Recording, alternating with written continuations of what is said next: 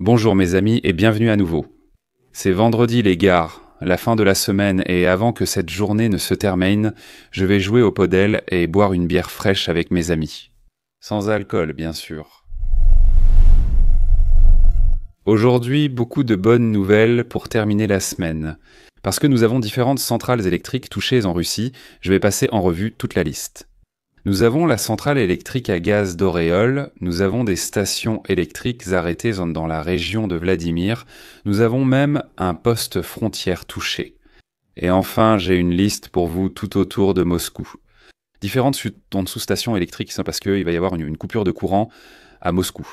J'attendais ça, je veux qu'il soit plongé dans l'obscurité. Désolé, c'est devenu un peu sombre là. Bon, première vue de la frappe ukrainienne, vraisemblablement par missile de croisière, sur la centrale électrique à gaz d'Oréol. 330 MW. Profitons simplement des images. Après tout, c'est vendredi. Je pense que toi et moi le méritons. Regarde ça. Les Ukrainiens répandent un peu de liberté partout en Russie. Je veux commencer ma journée avec ça. Une centrale électrique russe en feu. C'était précisément dans la région d'Oréol. Vous pouvez voir que cela a été géolocalisé. Vous pouvez voir les coordonnées bétonnées à l'écran si cela vous intéresse. J'aime voir comment les experts Open Source Intelligence du monde entier géolocalisent ces choses. Ils regardent simplement quelques bâtiments, puis ils regardent dans la vue satellite et ils se disent « Oui, c'est le même endroit ». Je n'ai jamais réussi, mais eux le font très bien. Voici une autre vidéo de la même attaque.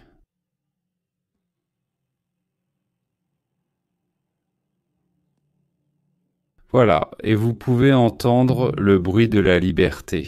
Magnifique. D'accord, ça suffit pour ça.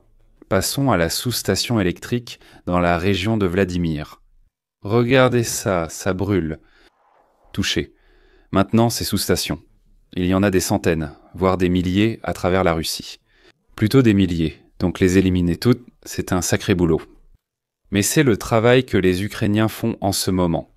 Plus précisément parce que ceci est une carte des sous-stations électriques autour de Moscou que l'Ukraine a frappées. Sous-station Arzamatskaya, Belakovskaya, Vladimirskaya, Vishkaïma, Novrenskaya. Vous pouvez les voir, vous pouvez voir les dates, toutes en octobre. Donc les Ukrainiens se concentrent sur ces cibles avant que l'hiver ne s'installe en Russie, spécifiquement à Moscou, pour qu'il fasse froid, sombre et misérable. Et j'adore ça, j'aime vraiment beaucoup. C'est très bien. D'accord. Maintenant, au poste de contrôle de Bryansk ou aux installations frontalières sur la frontière ukraino-russe, les Ukrainiens ont décidé de frapper ces installations frontalières avec des bombes Hammer livrées par la France. Elles sont précises et j'adore regarder des vidéos à ce sujet parce qu'ils les filment presque toujours. Regardez ça, attendez. Directement dans le bâtiment numéro 1, en plein milieu, puis directement dans le bâtiment numéro 2. C'est ce que font ces bombes planantes françaises Hammer. Elles sont tellement précises et les images ne déçoivent jamais. Mais maintenant, mes amis, je vais vous raconter une histoire de vengeance que vous n'avez pas encore vue. Non, je ne parle pas du barrage de Belgorod qui a été détruit et que ce soit une vengeance pour le barrage de Novagakovka, je parle d'un tout autre niveau de vengeance. Ce qui mettrait même le Mossad juif dans l'embarras. Non, ce n'est pas vrai, je plaisante. Ça ne les met pas dans l'embarras, mais ça les rivalise. Parce que le 25 octobre, un criminel de guerre russe, un colonel, a été éliminé en plein cœur de la Russie par un agent ukrainien. Le regarder conduire sa voiture, appuyer sur un bouton et la voiture explose. Il savait qu'il connaissait en décrit son itinéraire, il savait de quelle voiture il conduisait, à quelle heure, sur quelle route, et tout cela s'est passé à des milliers de kilomètres à l'intérieur de la Russie. Tout d'abord, qui était ce type ? Ukrainien, Kourou. Des sources ont confirmé que le lieutenant-colonel Veniamin Macherin de l'unité mobile spéciale Omoïne, appartenant à la garde nationale russe, la Rosgvardia, a explosé spontanément. Oh, j'adore ça. Il était impliqué dans des crimes de guerre dans la région de Kouyav, y compris à Poutcha, en 2022. Je suis allé à Poutcha d'innombrables fois. J'y suis allé avec ma femme. C'était tellement grand et important que je voulais le partager avec ma femme pendant notre lune de miel. C'est de ça dont je parle. Voici une séquence des crimes de guerre enregistrés et je ne vais pas vous la montrer. Vous pouvez la voir dans la description ci-dessous. L'unité Homoïne Orbereg de la Rosgvardia a participé à l'occupation de la région de Kouyov en 2022, y compris à Puta, où les services de renseignement ukrainiens l'alignent à des détentions, des actes de torture et des exécutions. Regardez la vidéo vous-même, nous ne la regarderons pas. Les clauses d'élimination de Magérine sur un compte, dans ce grand livre noir sur le bureau de Boudanov. Et tu sais comment le Mossad a traqué les criminels de guerre nazis en Argentine, en Amérique du Sud, partout dans le monde? Ils les ont traqués durant les 20 à 30 ans après la Seconde Guerre mondiale. Eh bien, ce sera pareil pour les Russes, en commençant par ce colonel en particulier. C'est à cet endroit qu'il a pris feu spontanément, en plein cœur de la Russie. On pourrait dire que c'est l'Extrême-Orient. C'est la Sibérie, la Russie centrale, mais c'est si loin, presque de l'autre côté du Kazakhstan. Maintenant, regardons et profitons ensemble de la vidéo montrant comment ce gars a été transformé en poisson endormi. Voici des photos des unités russes. Voici ce gars, voici le colonel.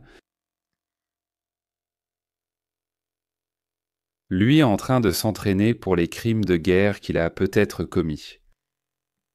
Et voici les images réelles d'un opérateur ukrainien filmant une voiture à des milliers de kilomètres à l'intérieur de la Russie, tout en tenant une télécommande. Je veux dire, c'est fou, à tellement de niveaux.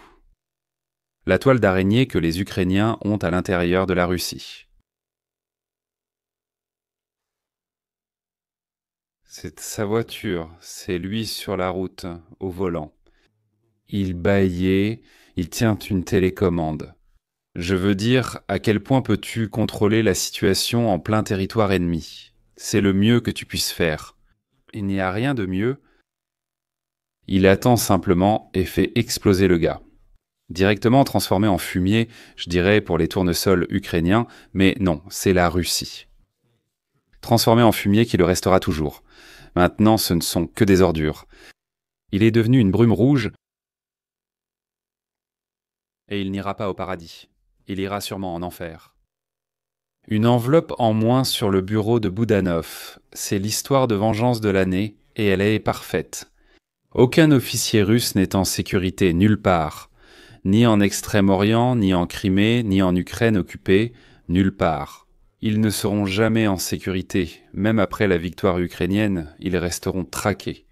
En parlant du réseau d'agents en Russie, je vais vous montrer une vidéo comme la dernière fois où des agents ou partisans ukrainiens présents en Russie luttent contre le Kremlin et son pouvoir. En ce moment, ils mettent le feu à tout ce qui est lié à la logistique, aux communications, à Internet, à tout.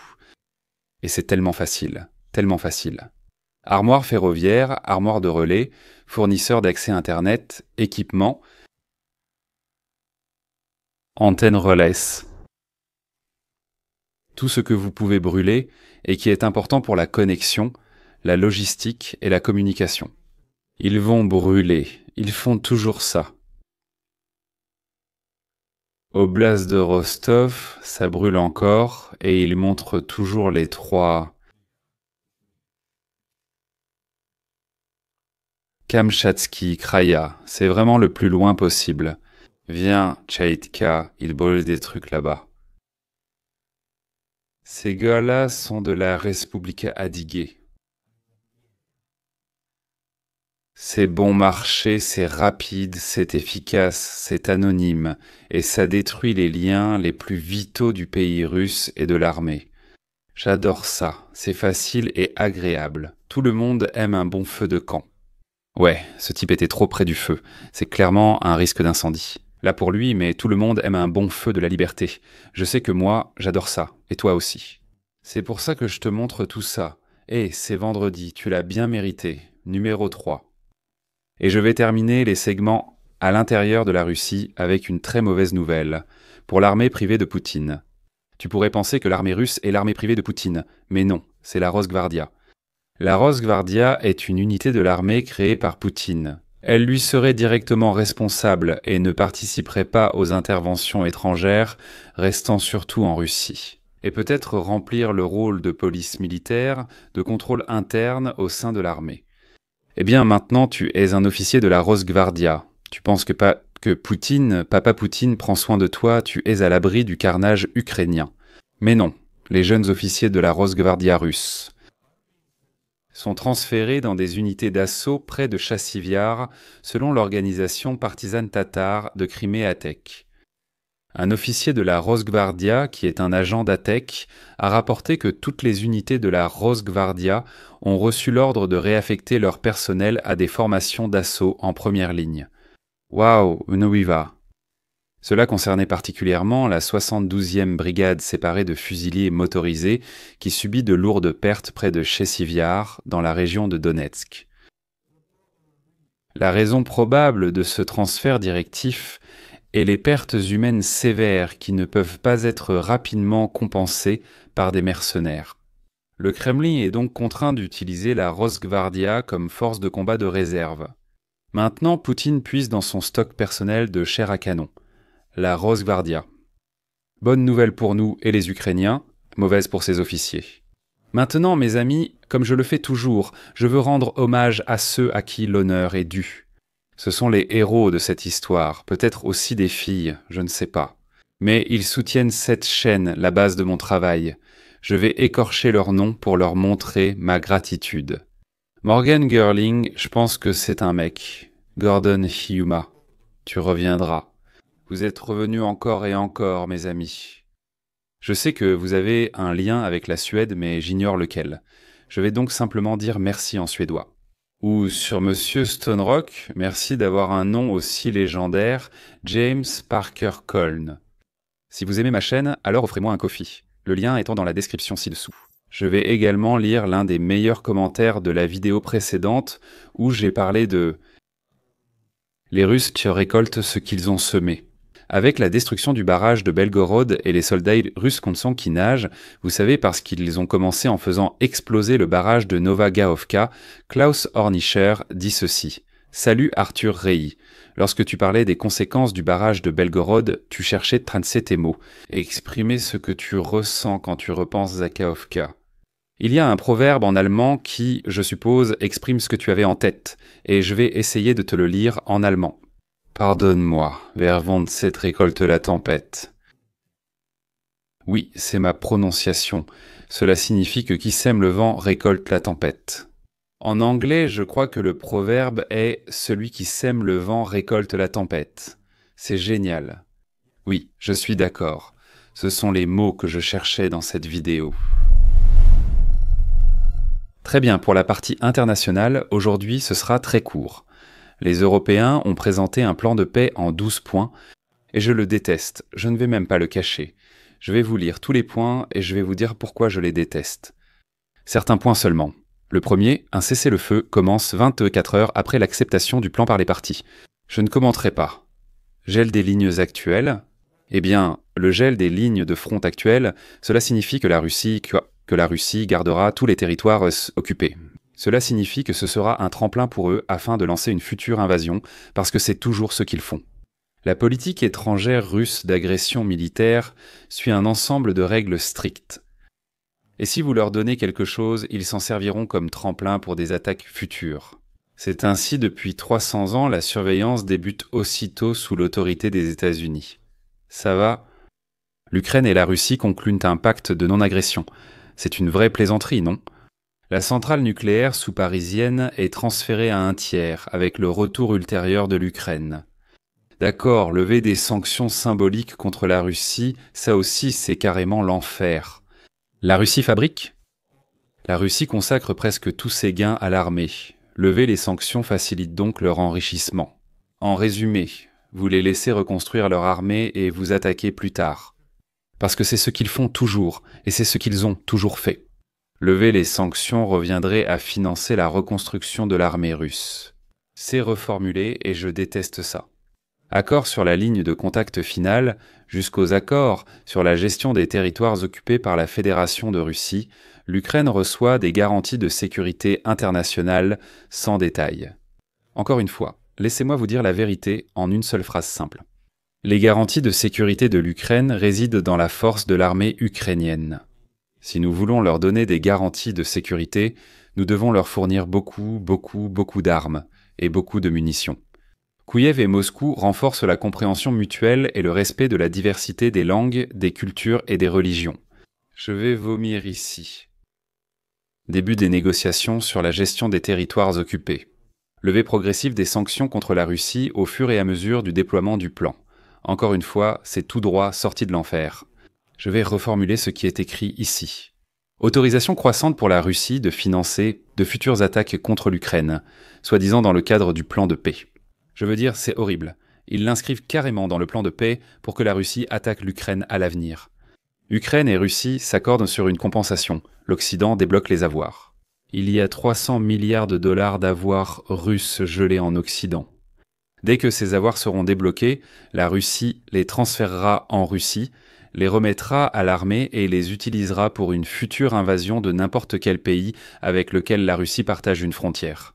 En résumé, cela consiste à offrir à la Russie des centaines de milliards pour ses futures invasions de n'importe quel pays. C'est ce que stipule ce plan de paix des pays européens. C'est tellement idiot et stupide, je pense que ce sont des singes qui l'ont écrit. Très bien, mes amis. Maintenant, direction le front. Et, bien sûr, nous irons immédiatement à Pakrovsk. J'ai beaucoup de rapports. Je veux vous en informer. Les Russes avancent à l'intérieur de Pakrovsk. Des troupes russes ont même été vues en train d'être éliminées dans le centre-ville. Cela ne signifie pas qu'ils sont en centre-ville, mais certaines unités y sont déjà allées. Maintenant, pour soutenir ces troupes d'assaut avancées, les Russes déploient de l'artillerie thermobarique, ce qui signifie, je veux dire, que les thermobariques ont été conçus par les Russes principalement pour les conflits urbains. Parce que si une ogive thermobarique explose, elle aspire tout l'oxygène du cercle d'explosion. Cela signifie que les ondes de choc ne détruiront pas seulement 2 ou 3 maisons à côté. Et les fenêtres, sur plusieurs pâtés de maisons, souffriront à cause d'une seule explosion thermobarique à l'intérieur de la ville, car l'onde de choc va aussi rebondir entre les bâtiments. Les Russes veulent les employer à Pokrovsk pour appuyer leur infanterie. Mais l'avantage tactique de la Russie a eu un coût stratégique. Pour soutenir l'infiltration, l'artillerie russe s'est avancée.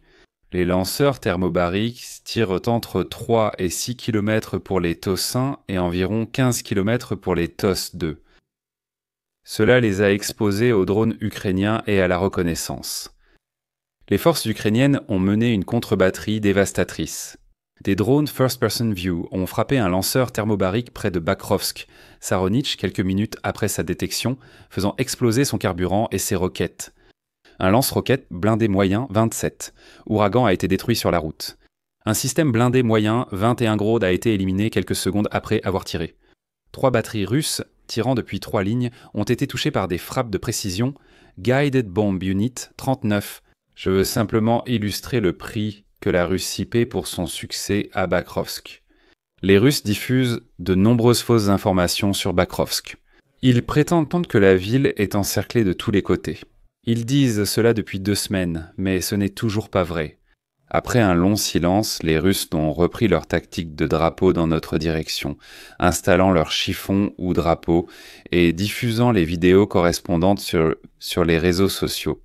Ce sont des campagnes d'information visant à démotiver Ukrainiens et Occidentaux et à diffuser le récit d'un encerclement russe de Pokrovsk, ce qui n'est pas le cas, même en ce moment.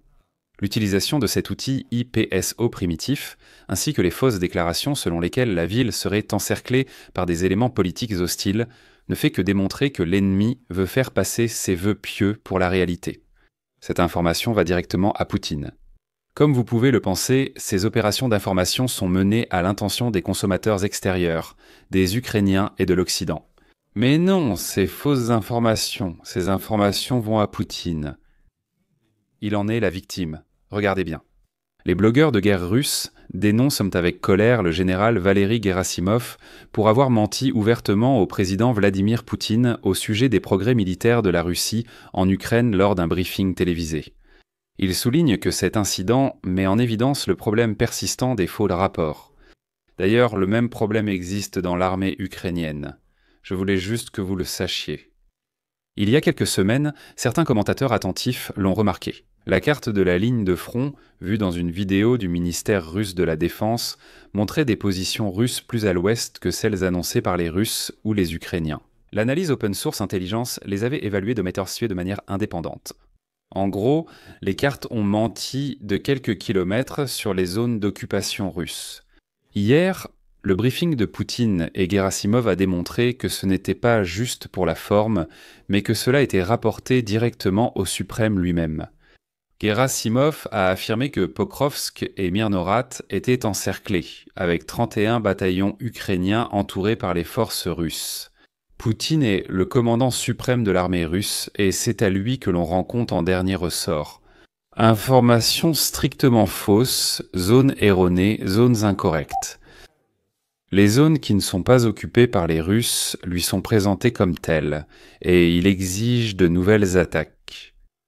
Et les officiers russes sur le terrain voient simplement que Poutine exige cette ville de notre part, mais nous n'avons même pas pris cette ville. Et c'est ce que fait l'ordre politique.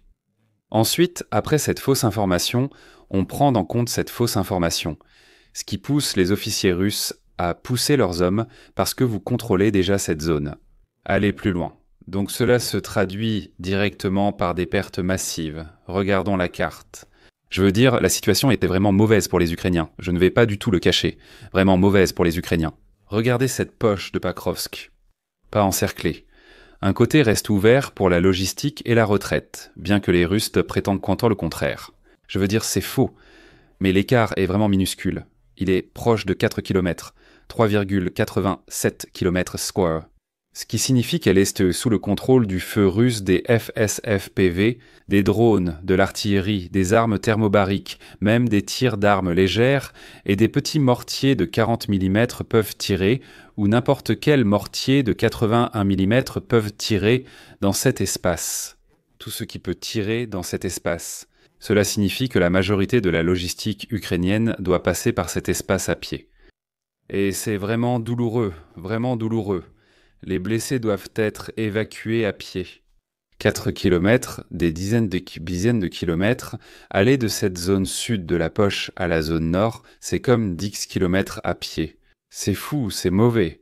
Mais je ne veux pas terminer cette vidéo sur une mauvaise nouvelle. Et tu sais, je ne te ferai pas ça, alors je vais finir avec une bonne nouvelle. Madjar Provdi, le légendaire commandant ukrainien des drones, le commandant de toutes les forces de drones ukrainiennes. Voici l'innovation qu'ils ont créée dans l'armée ukrainienne. Il souhaite s'exprimer, je lui laisse la parole. Je vais simplement vous lire les sous-titres. J'adore ce type. Il est incroyable. Je vous souhaite une bonne santé. Magyar, commandant rapporteur des forces des systèmes sans pilote. Les drones sont l'outil clé de la guerre moderne. L'ennemi s'effondre et échoue à grande échelle, leur équipement n'a aucune chance. Les raffineries débrûlent régulièrement. Le carburant dans les marais se fait rare, tandis que le gaz et le pétrole brûlent rapidement. Nous sommes 2% des forces de défense ukrainiennes. Chaque troisième cible ennemie vérifiée a été détruite par les forces de défense ukrainiennes. Donc leur effectif ne représente que 2%, mais ils infligent 30% des pertes russes. C'est incroyable. Efficacité incroyable. Un tiers des ennemis sont neutralisés par les forces spéciales ukrainiennes. Bientôt la moitié le sera. C'est désormais un système qui fonctionne, et il doit être étendu. Vous voyez, ils gèrent l'armée ukrainienne comme une start-up, ils gèrent ses unités de drones comme une start-up. J'ai visité de nombreuses usines et unités de drones différentes. Ils ne les gèrent pas comme des unités militaires, ils les gèrent comme des start-up, ils se développent et ils s'industrialisent. Tuer sur le champ de bataille aussi efficacement que possible, car les Ukrainiens manquent d'argent et de main-d'œuvre, ils doivent donc être efficaces. Ils doivent se tourner vers le monde des start-up parce que ces gars-là savent comment se développer à grande échelle sous de fortes pressions, sans argent. Et c'est... Je les ai vus faire ça. Ils utilisent des méthodes d'expansion qui sont plus proches des entreprises capitalistes que des unités militaires.